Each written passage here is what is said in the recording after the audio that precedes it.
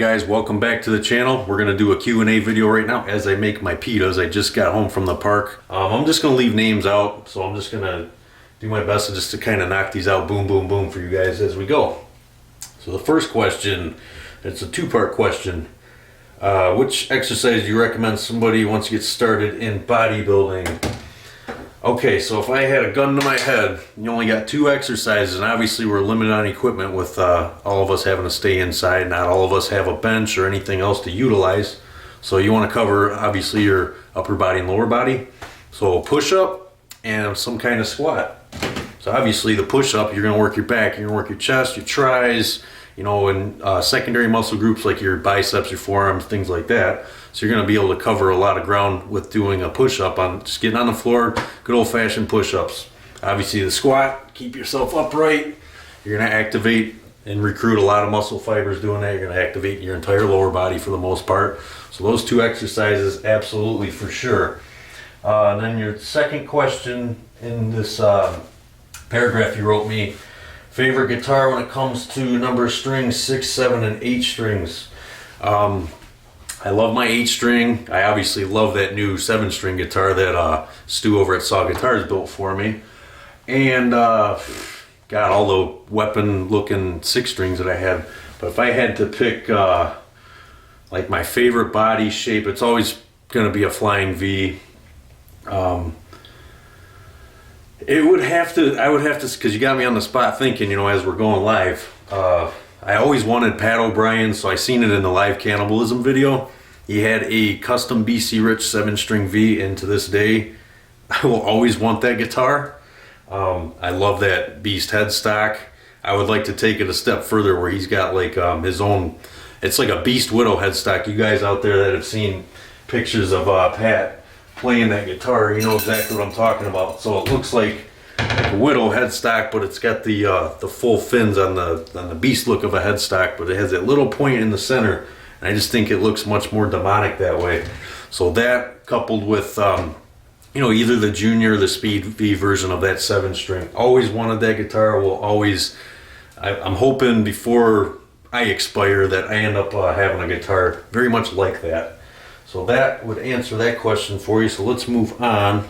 This is why I try to just pick a few and go from there. We'll see what happens. We'll see how long this video gets, but because I like to, I don't like to just go real quick. I kind of just, I'm always talking a lot when it comes to answering you guys' questions. So next one, thoughts about Doom Eternal. Okay, you guys, you know, I mentioned people inside playing video games. I do play video games, but I don't play that much. When I got Resident Evil 2 last year, when that came out, I beat that game in about a week, and then I was back to, you know, going to the gym, working, and obviously playing guitar. So yeah, I don't take video game playing as, you know, in depth and just as many hours invested as a lot of other gamers do. But I definitely, you know, like last night, I fired up MGS5. I haven't played that game in a little while. Like, that was my favorite game for quite some time. I actually, when I did my last show, when I got my pro card a couple years ago, that's when I'm like, all right, I'm gonna be stuck just training, just eating, going to work, and it's all about the gym. It's all about getting this pro card. I gotta have something to do because I'm always gonna be inside, you know, those times that I'm not training and stuff like that. So that I figured that was like the perfect opportunity for me to get a PS4. That was, I remember it was Black Friday. So I got a PS4, I got MGS5, and that came with Uncharted 4, which is still unopened. I never opened that never opened that game and played it. But I played MGS5 for like, God, way beyond after that show was over with. I love that game to pieces. And yeah, I played that, but I mean, for the most part, I don't play a lot of video games outside of that. I mean, I'll do an hour, maybe 2 tops, and then I'm done. I'm moving on to something else. Speaking of moving on, let's move on to the next question. All right, so this is a question about how does someone practice and stay focused when they have a not so decent guitar and want to get better. That's a tough question because my first guitar, it didn't sound the best, didn't play the best, and it was never set up. I didn't know anything back then. I didn't know anything about intonation, action as far as how high and low the string should be, you know, the distance as far as them sitting over your frets and things like that. I just played, you know, like didn't really have many other options, and never really had anybody say that oh, that guitar sounds like crap or whatever. I think a lot of this is mental, when you got people just constantly just like trying to, you know, piss in your cereal, shit in your cereal, telling you that your guitar sounds like crap, you sound like crap, or get this, no, you're an idiot, get this guitar, get this amp, you don't know what you're talking about. Luckily for me, when I was younger, I didn't have any of this shit at all.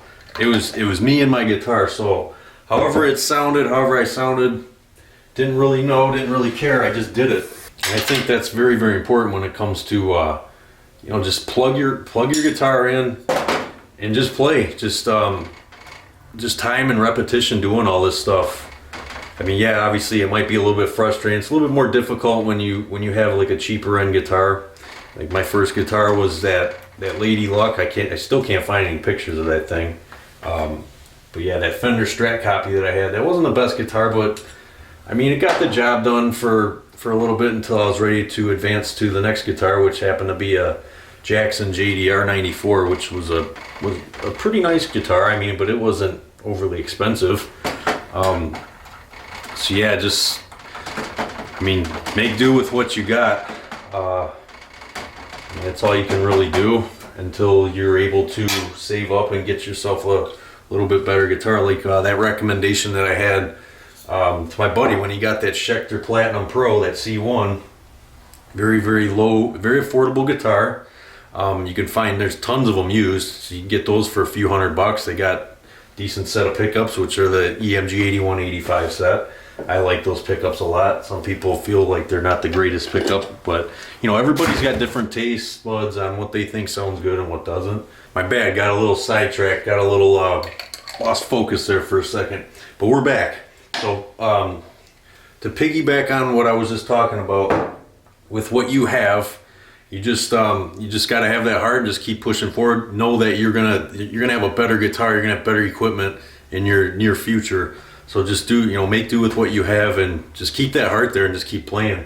That's all there is to it. I mean, when I was first playing, I spent hours and hours playing guitar, because that's what I enjoyed so much, and I kept telling myself, I'm gonna get better at this, I'm gonna get better at this. I mean, there was a couple times there where I took my tablature books, threw them at the wall. I'm like, this is frustrating, this is bullshit, I'm never gonna get this good. These guys, they play is impossible. No, it's not true at all, man. You will eventually get there. You just keep playing. Like my buddy, when he's learning stuff, he just continues to keep doing the riff over and over and over. Eventually you get it, and slowly over time you just start seeing the progression. More accuracy, better synchronization between two hands. So just keep giving it time and don't ever give up. I mean, anything you do in life, you never want to give up. That's the easy part. Anybody can quit and give up, get frustrated, but just don't be that person. So let's move on to the next question, and let me wash the spoon off. Soap it in a minute. It's just me, I ain't afraid of shit. Let's see. Alright, this question. Are you into black metal? Why and why not? Let's see, he wants his name mentioned. Wild Things. Alright, so this is for you, dude. I like a little bit of black metal. I'm starting to get into it a little more accessible for me. One band that I always did like, whether I was into black metal or not, was Necrophobic. They had like Morbid Angel, Deicide, Slayer kind of vibes or influences behind their music. So I always got into Necrophobic a bit more. Some of the other bands that people were showing me, I just wasn't on board. Like I remember. So you guys might be able to relate to this, people my age. When we were younger and didn't have, I mean, you were lucky if you found like Metal Maniacs, Pit Magazine, Illiterature, things like that. Local magazine, we used to have Epitaph, had some local bands and then some bands that were a little bit out of state. If we didn't have that, we just kind of went off of if a CD case, like if the cover looked cool, the logo looked hard to read or looked, brutal, we would just go off of that and hope for the best. And there was a couple times that my cousin and I, because we were doing this back and forth, we'd go to this particular local record store when those were all still open and just hope for the best when we found a CD, and we'd be telling each other about it over the phone. Like, yeah, I found this. Well, I remember for a while there, this band Rotting Christ, they're a black metal band. My cousin ended up breaking out. He gave in and he ended up buying it, and he called me. He's like, yeah, this sucks. Because he was a lot like me. Didn't like black metal, and I never cared for it either. But yeah, Necrophobic was definitely a band. And then like Dark Funeral, a little bit of Emperor, Enslaved, things like that. I'm starting to get a little more open-minded with that stuff. So yeah, there's still a lot of bands obviously I got to check out. Yeah, like, back to your question, I was not a black metal fan at all. Hated it. I mean, really hated it. Like, the way I used to see it was, it just sounds like a band ripping on death metal, like on purpose, trying to make fun of it. Like, that's what I would hear when I was hearing black metal played. But just had to take more time and approach it with a more open mind and just give it a chance. And I ended up liking it a lot more than I used to, for sure. So let's move on to next question. Let me open this back up. Give it a second. All right, here we go. Let's see. How much time did you practice when you picked up guitar? Be safe, keep chugging. Thank you so much, man. So back to what I was saying earlier. I spent hours. I mean, literally, it was probably a good 4 hours a day playing guitar. I was always, when I was a kid, if I wasn't on my my GT Interceptor, my GT Performer, because that was another thing I was really into back then, was BMX. I was pretty damn good too. My early days when I was riding, because I spent a lot of hours doing that too. But then once I started getting into the guitar, I kind of started getting pulled away from that and just wanting to learn how to play this aggressive, fast music. So yeah, I'd literally spend 3-4 hours a day in my room. I would just kind of isolate, go away from everybody, and just sit in my room and just play and play and play. I remember actually my first amp was it was a PV. Like I told you guys in a previous video, it was a PV, but I remember what amp it was. So the first amp that I ever had was a PV Triumph 60, which was an all-tube watt, made in USA amp, I believe. I'm pretty sure it was. Amp would get loud as hell, almost too loud for the apartment that we were living at the time, because I was living with my mom and my sister. And yeah, I had this PV Triumph 60, and that amp, it could definitely crank. It got loud real fast. It had a little bit of problems. It always popped when you go to turn it on or turn it off. Could not figure it out. It was something tube related, I think, but rocked that amp for a little while, but it was a little bit overkill for being in a townhouse apartment like that. Always people boom, boom, boom, banging on the wall because you're too loud. And it's like I would have that thing turn very, very minimal volume, and they were still beating on the wall. But so yeah, to answer that question, I spent a lot of hours, many hours every single day playing. And then once I got into working out, that started to kind of pull me in a different direction. I'm sure somebody will ask about something workout related coming up here in a minute. But thanks for the question. Appreciate it. Thank you guys always watching this stuff. All right, so we are down to my thoughts on tremolo units. Also play guitar with a body shape different to a V or D. Wait. Let me back up for a second. Let me read this again. Greetings from England. Just wanted to know what your thoughts on tremolo units. Also, so basically what you're asking me, my opinion on Floyd Roses. I actually kind of grew up on Floyd Roses. Played those for many years, even though I didn't even preheat this thing. I'm stupid. God. All right, I'm good. Okay. So yeah, to answer your question about so I grew up on Floyd Roses. I didn't really know how they operated, but I got very familiar with them because some of my friends, like their brothers or those people in particular that I used to hang out with when I was a kid, they had Floyd Roses, and they kind of showed me. They're very easy when it comes to string changes or the convenience. If you break a string, let's say for example, you're too lazy like myself to change strings. I absolutely hate changing strings. and you can change them very, very fast. Like if you pop a string, it's always going to pop in the saddle piece. All you got to do is snip that end, feed a little more string back through on your tuning peg, lock it back in, tune it back up, boom, you're ready to go again. So that's a very, very convenient thing. I always like Floyd Roses for that reason. But what I don't care for is how much of a pain in the butt they are to set up. I'll never take that on.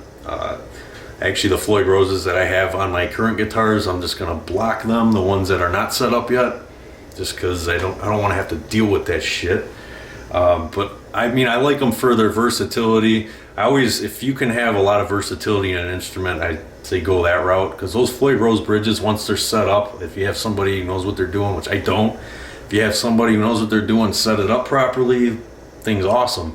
You know, whenever you need to throw some dive bombs in a solo or get a little more creative with your music, what you're writing, you know, dive bombs, pull up, pull down on the bar, you have all that versatility in the instrument where you're kind of more limited when you have like a strung through. So that's what I do like about Floyd Roses.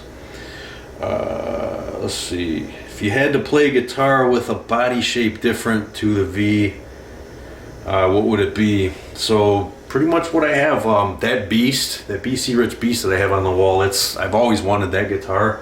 And a couple weeks ago when I unboxed it, that is the very first time that I ever seen one in person besides pictures. Like that was always loved the way it looked. Just everything like that. Always wanted a Beast, and then I finally found a neck through version with original Floyd on it, and that's what I went for. Because a lot of the ones I would have preferred to get one with a tune-o-matic or strung through design, but in a neck through version, they're not out there. I don't believe they're out there unless you go USA. If you go handmade, because all the ones I've seen that are strung through are either like the cheaper models, like the bronze or the platinum series, or the like the NJs, but they're all bolt-ons. And I know what I like, and like I grew up, that's another thing, I grew up, besides a handful of guitars that were bolt-ons, I always preferred the neck through, so I kind of became biased with how they played and sounded, because you don't get the heel, like there tends to be a little bit more chunk here when it comes to you're trying to access those frets and stuff. You always get this heel right here on a bolt-on, so that's what I loved about the neck through, just the way it felt and everything, the way it played. So I've always gravitated towards guitars like that. Excuse me. All right, let's move on to the next thing. This one's actually a pretty good question from, well, you didn't say if you wanted your name mentioned or not, so I'll leave it out. Have you found any parallels between bodybuilding and playing guitar, like discipline, progression, and or technique? I can always relate these two because they are so much similar, because you need just as much dedication, discipline, determination, heart, all of those things when it comes to when playing guitar, because you have to invest a lot of hours, just a lot of time just sitting there with it, and you get kicked down, you get back up, you just keep trying, you progressively just keep getting good at it, and then eventually you're just a badass at it. So I mean, not to toot my own horn, but I know I'm very, very damn good at bodybuilding. Very, very good, way above average. A lot of that had to do too with the genetics I have. Now there are a couple things on my physique that are not fixable, but you have to be humble and just kind of put yourself in your place and accept, the cards that you're dealt with. Same thing with all of you guys. The one thing you never want to do is compare yourself to other people, because you are your own entity, and it's always going to be that way. You're always one of a kind. You have different amounts of fast, slow twitch muscle cells, your fibers, just everything's different. Your bone structure, muscle attachments, muscle bellies, all those things, all those come into play. Genetics is the number one end all be all, but you can obviously, people that don't have as fortunate of genetics have to work a little bit harder or a lot a bit harder than other people. And that's why you see a lot of jealousy or accusations of, and don't get me wrong, a lot of people out there are full of shit. A lot of people will lie to you. I've been to these shows before, man, like some of the drug tested shows that I've competed in. There's people, I mean, they're openly talking about what they used right across from me. I'm sitting there against the wall. I got my hoodie pulled over just focused, thinking about before I have to go out there during prejudging when we do our first, our first round of posing and things like that. When we come out there, these people are openly, these two guys, I ended up beating them because they sucked. That's what you get. Kevin's gonna come in and whoop your ass. I don't care what you're taking, I'm still gonna beat you. So I ended up beating these two shitheads that were using stuff, getting ready for the show. They're sitting there talking about it, wide open. Everybody's walking right by them. And it felt really good to beat those guys that day. But anyway, back to what I was saying. Like, yeah, the amount of discipline that goes into the guitar, the bodybuilding, it's all very, very much related. And you got to have that heart, that mindset, that determination. Don't let people talk you out of what your goals are with it. If you really, really believe that you're going to be good at it, you will overcome, you will progress, you will just continue to get better. And that's like anything in life. It's how bad do you want it? How bad do you want it more than the person on the left or right, behind you, in front of you? You just always have to approach it with that mindset that you will be amazing at it. And that's what it takes. And they are very, very much alike. That was a good question, by the way. Thanks for asking that. So let's move. I don't even know. Do I even have a timer on this camera? I don't think so. Let's keep going. I think, okay, this is a repeat question. I've been lifting. Oh, wait a minute. I almost jumped ahead here. Okay. Let's see. As much as you're into metal, how come you don't listen to music while lifting? You know what? What I love is when you guys answer these questions, or when you ask me these questions, because I forget. Like, I want to do videos on these ones, and then sometimes like, shit, I had a topic and I totally forgot it. I've been wanting to actually answer that one for a long period of time, because I know a lot of you guys, when you go to the gym, you feel like you're dependent on it, or you have to have it to get through your workouts. Now, I'm old school. I've never needed music, and I don't like ever breaking character of what I'm doing. So that's always worked for me, to not have anything dangling around my ears, anything in my ears. If I have to subconsciously think about something else, because obviously if you're listening to music, you got to have some kind of device or whatever on you somewhere. I don't want to have to think about anything other than the grind, like that bench, that exercise that I'm doing, the squat, the deadlift, all that stuff. I don't want anything interfering with that ever. So that's why I never have music. I can tune anything out. Does not matter what's going on around me. I can tune anything out. And the other thing too is, now if I were to pick music, like my music, the death metal, all that stuff, if I were to listen to that, it does, now it would pump me up probably, but my problem is I love to air drum and air guitar, so here we go, it's a distraction. I would want to listen to a riff or listen to a drum part first, or if there's like a pause and like a bass line goes or something, I always know that these parts are coming, and it's like I start getting distracted listening to the music while I'm trying to train. So that's another reason why I don't listen to music. Now, the exception to that rule would be if I'm getting ready for a contest and I gotta grind out some cardio, like if I gotta get on a step mill or on the treadmill, that's no problem. I can put that in. We're okay there. But during training, absolutely not. I refuse to have any kind of distraction while I'm trying to accomplish my grind out there on the gym floor. And let's get down to the next question. Thanks a lot for asking that. Very, very good question. All right, this guy, injury in his wrist, thumb through the forearm. You ever had a similar injury? I've had just about every injury, but I can't recall that I've ever had an injury like that. All you can really do is use exercises that won't aggravate or irritate it. So, maybe not as much weight. Obviously, you're going to have to limit the amount of weight you use because you are squeezing. Like, there's been other injuries that I've had. I can remember when I was doing a preacher curl. My buddy and I were training, and we were doing one-arm preacher curls, and for whatever reason, I ended up injuring my intercostal. I literally, my buddy even saw it happen too when I can't remember if curling this side or curling this side. I can't remember, but all of a sudden, you just saw it, and I felt it, and you could actually see it. That muscle just boom, poof, it like jolted, and like I just dropped the dumbbell, and I'm like holding my side, and he's like, what the hell happened? So that injury right there, this is where like you really get a feel for how much you actually use these other muscle groups, is when I have to sit down and take a shit.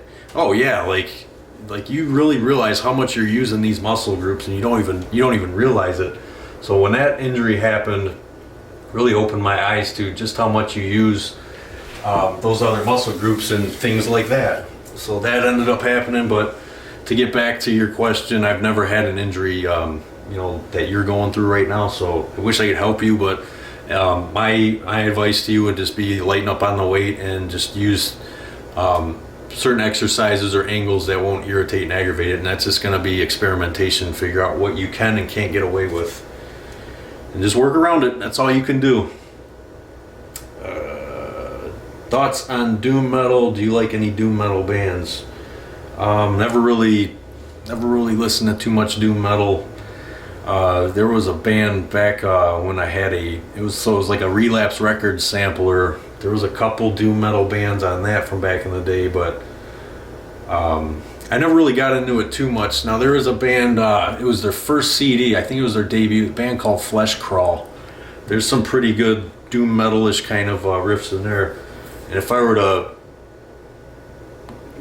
to bring up anybody else that has doom metal influences that I listen to and that I like, all right, I can finally eat soon, would be Incantation. I love that band. Incantation is incredible. So they got their atmospheric, eerie doom kind of elements in their music too.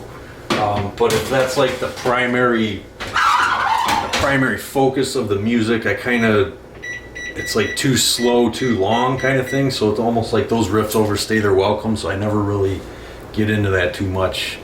But yeah, hopefully that answers your question. Let's move on to the next one. How's my battery? Damn, it is draining that battery fast.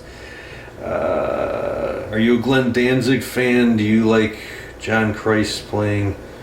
Well, this will go to show you how much I really know about the band Danzig. Now, my buddy used to listen to them a little bit, but we primarily were listening to like our Slayer, Metallica, Sepultura, Deicide, Fear Factory, Napalm Death.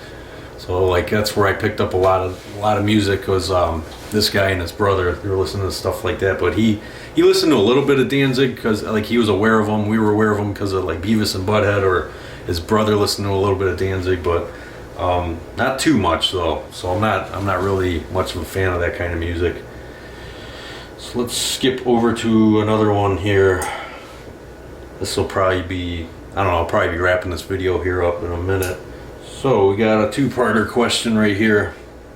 2 questions. Will someone get results to show without using protein powder? Yeah, I mean, if you're creating a stimulus, your body will find a way to create proteins just to, like it has to cope with the new stresses that you're causing to your body. I mean, it's just kind of like an element of survival where if you're creating resistance, like say you're on a desert island, you start doing, like you got to survive. Your body's going to find a way because it has to strengthen itself for the next time so the body thinks that it's out there trying to survive, and it'll find a way to build muscle tissue. So any kind of food sources that you have, it'll create proteins. The body is good at doing that. So you really, you don't need protein. Like this is something I've been trying to tell you guys too, is just focus on food. The protein powder, for convenience, it's great. Like if you're, so that's what I used to do too when I was doing a lot of construction skilled trades, when I was constantly finishing drywall and stuff full time. If I had to really, really quick get something, I would whip up protein shake. I'd throw in some raw oats to shake it up and drink the oats and the protein powder together. That's another way to save money and dance around these supposed weight gainer shakes that they try to sell you guys. I mean, all you got to do is that. Just add some carbohydrate source like that. Just throw your oats in there with your protein powder and drink it. Maybe mix a little bit of peanut butter in there. Shake it up real good, drink it. That's all you got to do. But no, like primary sources, your eggs, your chicken, your red meats. Yogurt's a really good one. My mozzarella cheese, you can get a little bit out of that too. But no, I've done away with protein powder for quite a while. I just went back to eating food. And at my stage of the game, I'm not going to lose muscle easily at all. Like it's not going anywhere. I can, like, really, I could half-ass, I could even quarter-ass training now. All I have to do is do a little bit of training, and the muscle's not going to go anywhere, because more than half of my life has been spent working out, and that muscle's just not going to go away that easily. It's just not going to happen. I mean, I've already put that to the test in January when I took a month off. I mean, granted, that was only 4 weeks, 31 days or whatever of taking off from the gym, but zero change. I got leaner, and my muscles filled out. Yeah, I was a little bit flat because obviously I wasn't doing any kind of exercises, but no, I ended up looking better in the end result. So yeah, I mean, I wouldn't sweat anything like that. But yeah, just stick to your foods. You don't need the protein powder. Save that money, put it towards your groceries. That's going to be a much better result for you. Always wanted a Warlock. Heard the BC Rich guitars feel cheap. That would be like if you're like the cheaper end models. It's like any guitar company, I'm a firm believer in a lot of guitars. Not all of them, but a lot of stuff in general. You get what you pay for. So there obviously a little bit more things are going to be overlooked as far as quality. Like a lot of these companies will just hit the bare minimum, what can actually get shipped and out the door to the consumer. So you might start looking at janky fretwork, the cheaper quality woods, cheaper tuning pegs, cheaper hardware. You'll end up running into things like that. So like obviously on the BC Riches, their bronze series, that's the bottom of the barrel. Like that's the poor man's Warlock or poor man's whatever of their make. And then I think the next level up would be like the platinum. I don't know where it really goes from there, but yeah, that would be to cover that question for you. But no, like my BC Riches that I have, I got more like the mid-level BC Rich imports. They're fantastic, dude.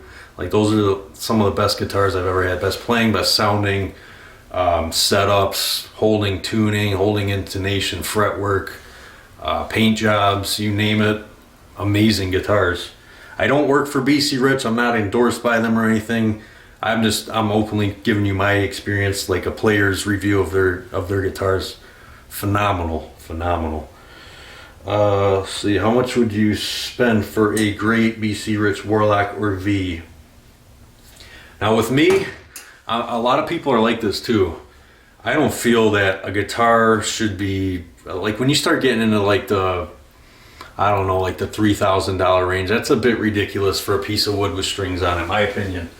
Unless it's like a collector's item, now that would make more sense. That it has that kind of value because it's old or it's been played by a famous musician, or they don't make them anymore, so it's kind of turned into a collector's item. That I can kind of understand, but no, for the most part, I don't think a guitar is worth that much. When you start getting into a few $1,000s. But let me see if I answered that properly for you. How much should I spend? So I would probably, on a great guitar, talking pickups, because I do consider, like the time that goes into it too. Like, so a handmade guitar, I would pay upwards to under $3,000, maybe like anywhere from like $2,200 to $2,500, because there's a lot of work that goes into that. I mean, you're talking guys drilling the holes, guys doing the routing, all those kinds of things, sanding it, planing it. But when something's coming from, for the most part, they are using CNCs, things like that. I think with pickups, the fretwork, paint job, just start to finish, it would be about that price range, anywhere from like $1,500 up to that $2,500 range. If somebody's doing everything by hand, I would gladly pay them $2,500 for like what I'm looking for in a guitar, custom handmade. So hopefully that answers your question. Let's do one more, because this is actually I'm about to eat here.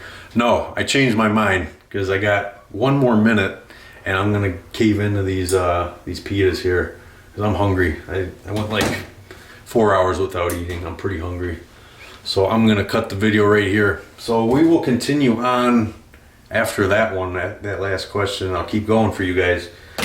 Thanks as always for watching, and there will be another Q&A following this video. Thank you very much. You guys be safe. Take care.